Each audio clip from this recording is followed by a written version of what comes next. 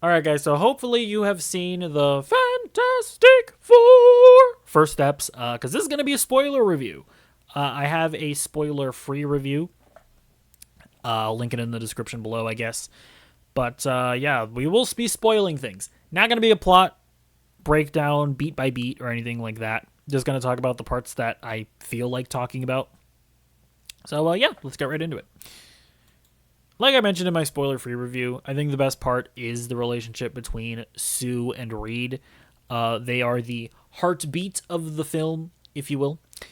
And yeah, they also serve as like the source of conflict, I guess, between the Fantastic Four, because it is interesting in the sense that we are picking up on them very far into their careers, where they're all established, but they're also just very like put together, right? They work well together. They clearly like love each other. They're a family, and there just isn't a ton of conflict between them. But with the introduction of Franklin and then the whole thing of how are we going to stop Galactus? Could we even consider the possibility of giving up Franklin? Like that whole situation, I think was really great. And yeah, like I don't know if this is okay to say, but I feel like Reed is like kind of autistic. Is that a is that an okay thing to point out? I don't know. Um, but I like that about it. Like I like the fact that he is like so smart that he's going to consider the possibility of maybe we should give up Reed, Franklin. And I also like that Sue knows that, and it's like he didn't even say it, but she knows that he considered it, and that's enough to make her up angry. And it's all understandable.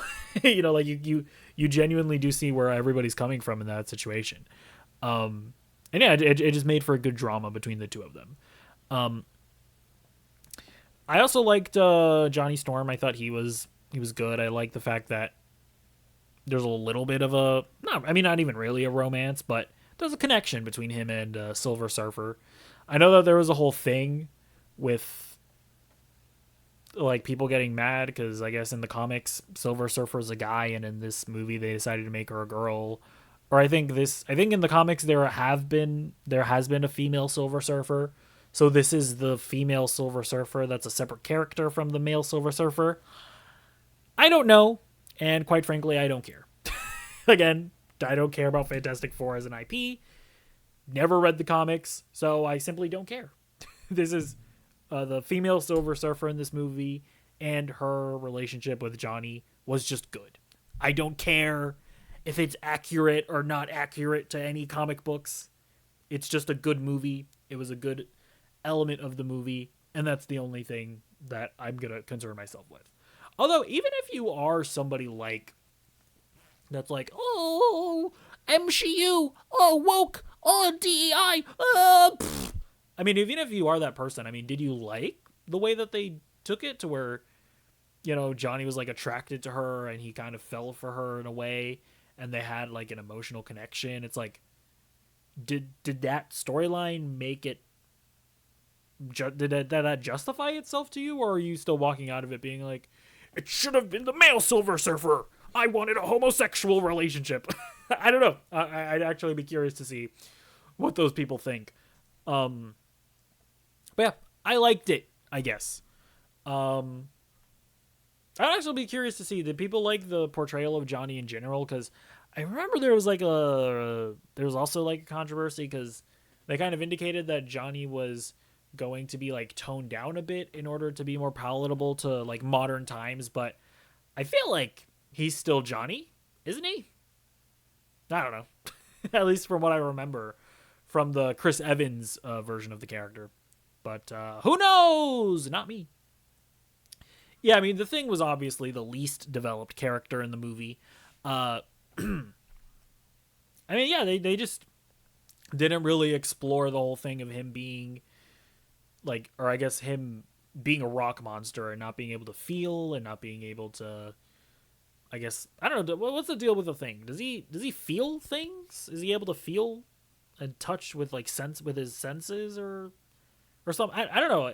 But I mean, obviously, just being a rock monster in general is just not great. And I mean, it's not like they don't touch on it, like right. Like there's like a moment where he looks at a TV and he's kind of sad, there's the whole relationship between him and the lady from Poker Face. I don't remember her name. Natasha Lyonne. Definitely don't remember the character's name. I'll tell you that much. But that just goes to say that they just don't do much with them. I don't know if they're setting up for a sequel, or what, or I don't know if there was like cut content, but the thing was good. Like, I liked him. I liked Ebon Moss-Bachrach in the role. I liked his dynamic with Johnny, but in general, they just could have done more with him. And that's the other thing about this movie is that it's not long. It's not that long. It's only like 2 hours. I feel like they could have added like another 15 minutes or so and added in more things with the Thing.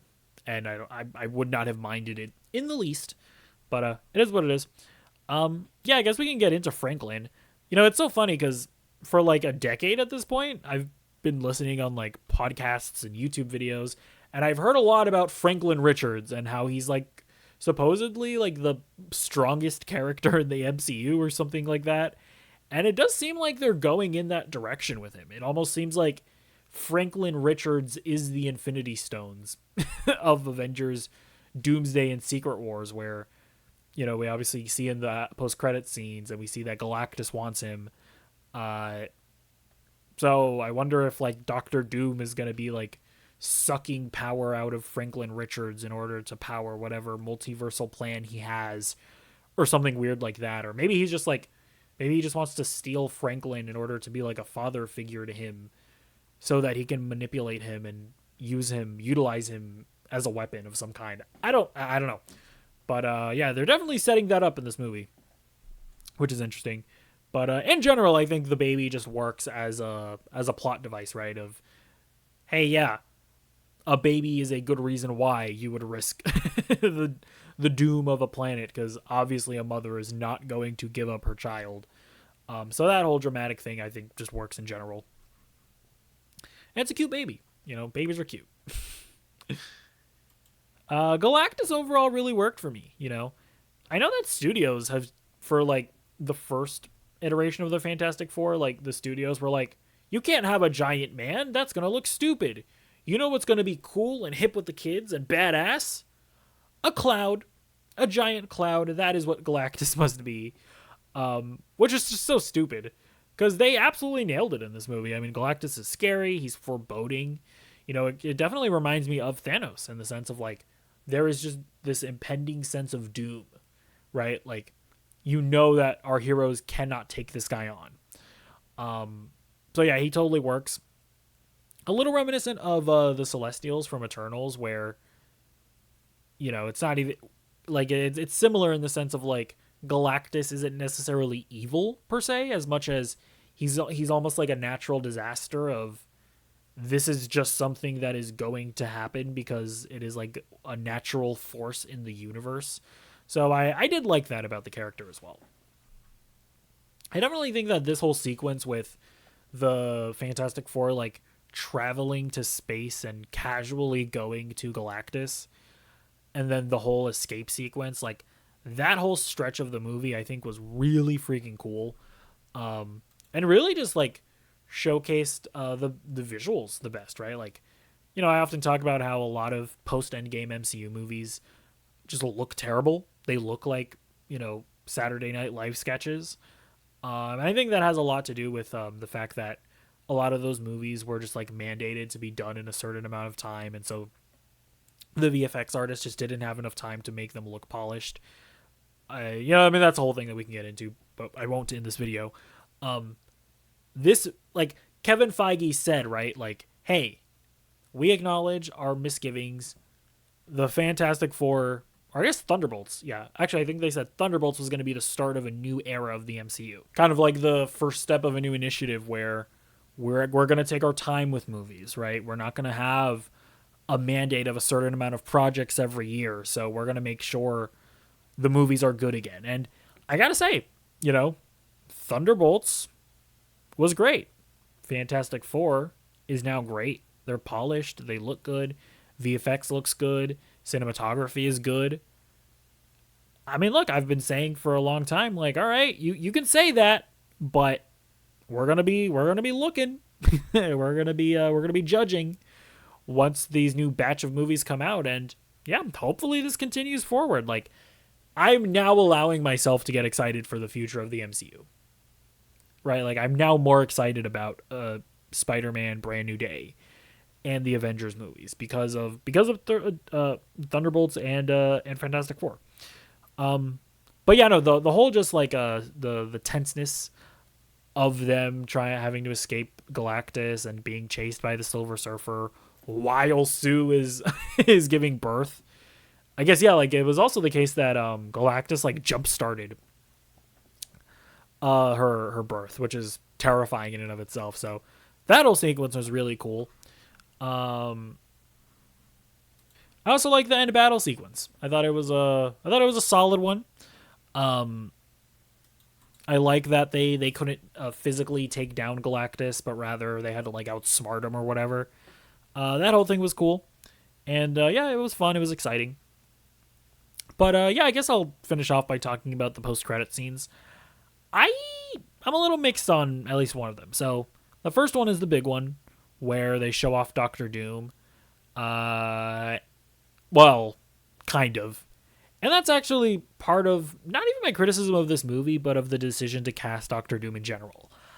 I get the feeling that the reason why we didn't see Robert Downey Jr.'s face is because they didn't want to pay him like literal millions of dollars that he would have charged in order to show up in this movie for like 5 seconds. And I feel like that's ultimately going to really bite them in the ass if Robert Downey Jr. is playing Doctor Doom, because Doctor Doom should be a character that is willing to just show up in a Fantastic Four movie. You know? Like, I mean, I can't remember. Was there a good reason why he wasn't at the like Senate hearing or whatever when all the world leaders were there? And the Latveria chair was empty. Was there a reason for that? I'm trying to remember. I don't think they even explained it. I just think they just showed an empty chair. And I guess you can like infer that it's because Latveria doesn't F with the Fantastic Four. I guess you can infer that, but I don't know. It's like it would have been cooler if it was Robert Downey Jr. there as Doctor Doom. I mean, it just would have been. And then yeah, at the end, it's like it would have been cooler if they showed Robert Downey Jr. And I just think that the main reason why they didn't is because they didn't want to pay him the amount of money that he would have asked for. And so it begs the question of, maybe you should have gotten a different actor that you can more strategically deploy throughout your Marvel universe. So we'll see. That's obviously still like a thing that they're going to have to justify in Doomsday of like, is it truly just a gimmick out of desperation, or do you actually have a good story idea? Hopefully they do, but we'll have to wait and see. And yeah, the last post-credit scene is just fun. It's like a little intro with 60s inspired cartoon of the Fantastic Four, and yeah, that whole thing was fun. But yeah, overall, really solid movie. I enjoyed it. It has officially allowed myself to feel hopeful for the future of the MCU. But I think the last project that we're gonna get that is like of the old Marvel Studios before they decided to put forward their quality over quantity mandate is going to be Wonder Man. So Wonder Man is like the last project that I'll give them a pass on, right? If Wonder Man comes out and it's mediocre, fine. I'll give you a pass. But after Wonder Man, this is their new era where they're saying that they're doing quality over quantity. We shall see. But Thunderbolts and Fantastic Four, certainly good starts. So either way, let me know what you think in the comments down below, and I'll see you in the next video. Goodbye.